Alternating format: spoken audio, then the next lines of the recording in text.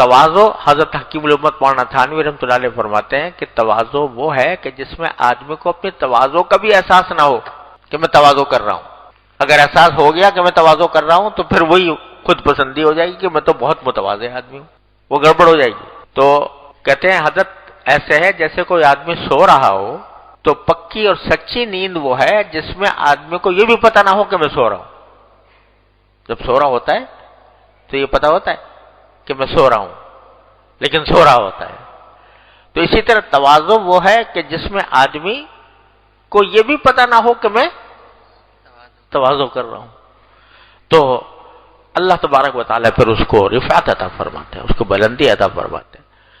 جب یہ چیز پیدا ہو جاتی ہے اللہ تعالیٰ ہم سب میں اپنے فضل و کرم سے پیدا فرما دے. یہ تواضع ہم سب میں اللہ تعالیٰ پیدا فرما دے. اللہ اکبر.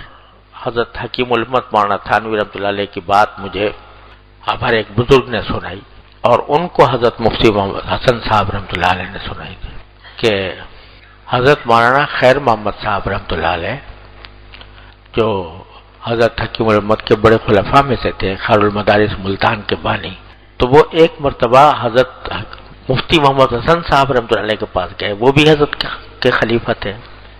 ان سے جا کر کہا کہ جب میں حضرت کی مجلس میں بیٹھتا ہوں تو بالکل ایسا محسوس ہوتا ہے مجھے کہ جیسے کسی انسانوں کی مجلس میں بیل بیٹھا ہوا ہو. اپنے آپ کو بالکل ایسا لگتا ہے مجھے کہ میں بیل ہوں، باقی سب انسان ہیں. تو پتہ نہیں کیا حالت ہے، مجھے اچھی ہے بری ہے. حضرت مفتی محمد حسن صاحب رحمۃ اللہ علیہ سے ذکر کی تو حضرت مفتی صاحب نے فرمایا کہ بھائی یہ حالت تو میری بھی ہے. میں بھی جب بیٹھتا ہوں تو سب اپنے سے مجھے افضل نظر آتے ہیں، اور اپنے آپ کو میں سمجھتا ہوں کہ جیسے کوئی جانور بیٹھا ہوا ہے انسانوں کی مجلس میں. تو حضرت نے فرمایا کہ چلو بھائی اپنے شیخ کے پاس جاتے ہیں، ان سے یہ حال ذکر کرتے ہیں. حضرت حکیم الامت قدس اللہ تعالیٰ سے روز تو وہاں پہنچے تو حضرت سے جا کر عرض کیا کہ حضرت ہمیں یہ صورتحال معلوم ہوتی ہے بڑی کہ سب تو انسان ہیں، ہم جا کے جانور بیٹھے ہوئے ہیں، پتہ نہیں اس مجلس کے لائق ہیں کہ نہیں ہیں، یہاں پر بیٹھنا چاہیے ہمیں کہ نہیں بیٹھنا چاہیے. تو حضرت نے جواب میں فرمایا میں آپ سے، اور مجھے جہاں تک یاد ہے الفاظ وہ یہ تھے کہ دیکھو میں روزے سے ہوں، مسجد میں بیٹھا ہوں، میں تم سے یہ کہتا ہوں کہ میرا بھی مجلس میں یہی حال ہوتا ہے.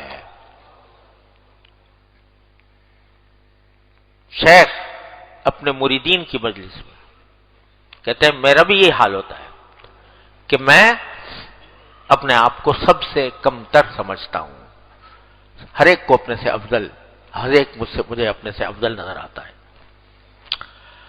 تو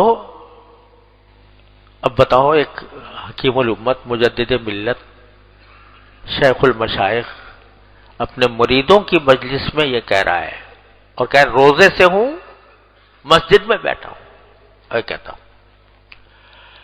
تو اللہ تبارک و تعالی جب یہ تواضع عطا فرما دیتے ہیں تو پھر دروازے کھلتے ہیں.